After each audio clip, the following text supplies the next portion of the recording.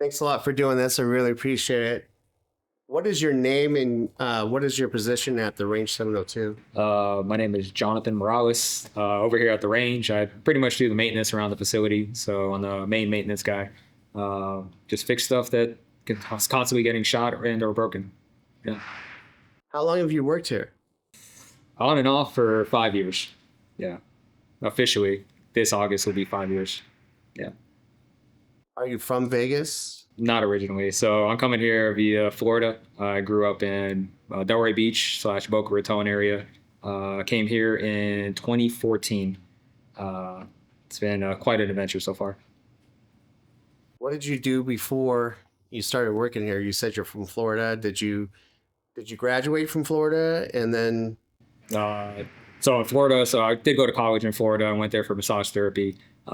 Did that for a little bit over there, but then I ended up working in a country club. Ultimately, got me into the service industry, which we all know makes good money. Which is why I came over to Vegas to continue working in the service industry, and I ended up working at gun ranges. That was quite an interesting transition, to be honest. Yeah.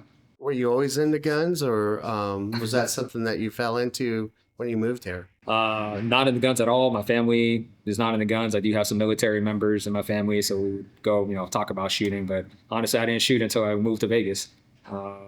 Worked for a tour company. That place didn't work out. It went under, and because they needed a shuttle bus driver at another gun range, I started as a driver. And they realized that I could just talk to customers, and they want to know if I can work with the machine guns and do experiences. And that's pretty much it. Here I am 7 years later, still in the industry, working with guns. So you worked with another company and then you moved over here? Yeah, so I worked with another gun range in the valley here. They shut down during COVID because they were a non-essential business. The Range 702 was considered an essential business, so I got the job here. What is one of the weirdest things that has happened to you while you worked there? Like a situation Boy, weirdest thing. or like most spectacular? Most spectacular. I mean, I can't really put something on a one genuine thing, but overall, just my position here, I've learned so much. Like, I think it's spectacular how much I've learned about bullet traps, how much I've learned about filtration systems. It's kind of lame to a lot of people, but I find that stuff interesting. Like how the inner workings of how traps catch bullets and how to maintain those traps, and making sure that the right air pressures in the facility is flowing through properly. So every time you shoot the gun, the gases that come out don't hit you in the face. They actually go down the range instead. So, I mean, it's not really too interesting to some people, but I'm about it. Actually, I never thought about that because I've shot here a few times and yeah, the powder doesn't really blow Yeah. on you. Like, how does the filtration system work? Is it like if you're doing welding, it sucks the fumes up? Is it reverse of that? So effectively, we have there's an entry point. So you got the intake where the air is going to come in. If you ever come to our facility, just go into the range and you're going to see there's this plastic plenum with a million little holes in it. When you go up to there, you can put your hand up and you're going to feel positive air being pushed out. That's air that's being sucked out or sucked from outside into the facility, pushed through those grates. It's going to go all the way down the range, and then it gets sucked into our HEPA filters, in which all the stuff that you're shooting will go through those filters, and then it gets pumped back out into the atmosphere. Yeah. So you mentioned the bullet traps, or what are they technically called? Yeah, they're bullet catching systems, bullet traps. For those that are not familiar, when every range has different ones. The current ones that we have, you're going to look in as two AR-500 panels at angles, and in the middle, you're going to see an opening. So when you go into the back, you're going to see that it's a giant cylindrical tube. If you've ever seen a water heater, you know exactly what I'm talking about. Just cylindrical, the bullets come in at an angle, and they continue to spin until all that inertia is lost, and it drops into a little bucket. And twice a week, we collect that lead, put it in a hazmat area, and then that gets recycled, I want to say twice a year. Wow. So it circles, and is there a like a huge concrete wall behind that too, just in case? Yes. So God forbid a trap does fail in any way, shape, or form, which thank God it doesn't happen often. We have cinder block walls behind there to intercept anything. And we're currently working on installing more AR500 steel, like movable panels. We have some in our VIP just to avoid any issues. God forbid one of those does fail and hits. We don't want it to hit concrete and have to deal with that. So there'll be more steel back there than So the AR-15 is steel? Is that AR500. AR-500 is the steel. Yeah, it's a hardened steel. Where does that come from? Is it Full disclosure, I just call up a company, they deliver it. got it. Yeah, not even going to be an issue there. So it hits the steel, it spins around.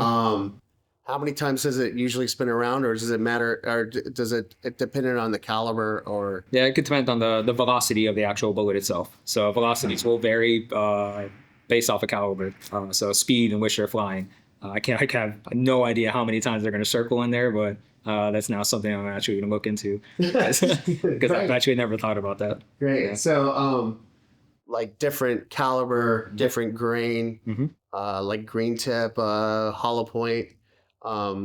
So, fun fact about ammunition. So we don't allow green tip at the range of .02. All right. Green tip is tungsten rod encased in the lead. So what that does is basically armor penetrating. It will not go through the trap immediately, but if you are resting your gun and you're shooting the same spot consistently, it can actually cause the trap to fail. So we don't allow tungsten steel or green tip in our facility or steel pellets from shotguns. So if you're watching this, just don't bring it. Thank you. What is the upkeep and what tolerance does, let me rephrase that. How do you know if the steel is still good? Is there, because obviously it has to hit, and at some point, is there a certain tolerance in the steel that you look for, or are you can see cracks or? So for the panels at the front end that all the customers can see, we never have any issues with those. Just because they're at angles and you're shooting lead, and lead is a very soft metal, it's malleable. It comes out when it's hot. It basically, when it hits the surface, it'll go flat. So we don't have any issues with that. The internals of the traps themselves, every Saturday, I don like a hazmat suit and everything, and I basically pull the lead and I'll look inside the traps to see if there are any indications of something that we should be concerned about, which if everybody's shooting lead, we're never going to have concern. But we just do those inspections periodically in case somebody mistakenly loads green tip in their actual magazines and we don't catch it, or they have their green tip in a bucket. So we inspect them weekly just to make sure that they're up to par. And God forbid we have any issues, we'll just shut them down. We always have a spare trap available on premises, and it'll take us about 24 hours to swap it out. So. You mentioned a hazmat suit. Do you get tested for lead regularly, or because most people think, okay, you shoot down there, it goes somewhere. Like if you're bowling, you don't know where the bowling ball goes. You just know it comes back out. So obviously lead is an issue to be worried about. Yes, sir. So it is one of the bigger concerns about working in the facility. So we have full PPE, so personal protection equipment from head to toe, and we also have respirators that we put on. We do get tested, I believe it's every 3 months, we get lead tests via the blood, and they give us our results back. If we feel like results are too high, you'll be pulled from rotation, give you some time off till your lead levels are down, and then we'll put you back in rotation. So lead levels do drop.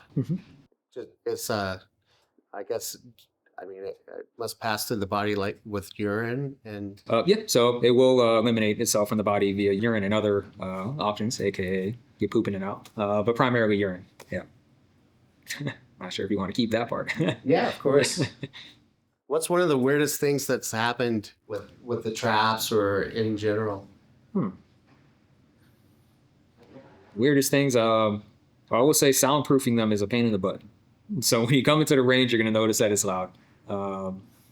It's the weirdest thing for us because that's one thing we can't get our finger on at the moment. We are trying our best to soundproof our ranges more and more. This way, when you're going out there, it's an enjoyable experience. But always remember, regardless of where you shoot indoors, unless it's a multi-million-dollar facility or a private range, it's going to be loud. So please bear with us. Can you walk us through an average day from start to finish when you walk through the door to when you leave the door? Yeah. So in the mornings, I'll just highlight Saturdays because we're talking about doing the buckets and everything. We do it twice a week, pulling lead buckets. Usually here around 6 a.m. with a couple other crew members. Uh, yeah, we just go straight into our warehouse. We get our personal protective equipment, get all that stuff squared away. We'll start by brassing up the range because we recycle all the brass that we have here at the Range 702. We'll separate any steel casings. We have the links from some of our guns. So the M249 saw, it's a belt-fed weapon, has links. So we'll separate that because they're reusable. Clean up any trash on the range, and then we have a HEPA vacuum that we go out and vacuum the entire range every single day to make sure that we don't have buildup of, it's like flammable materials. So stuff that didn't combust when you shot your actual rounds that actually just floated to the ground.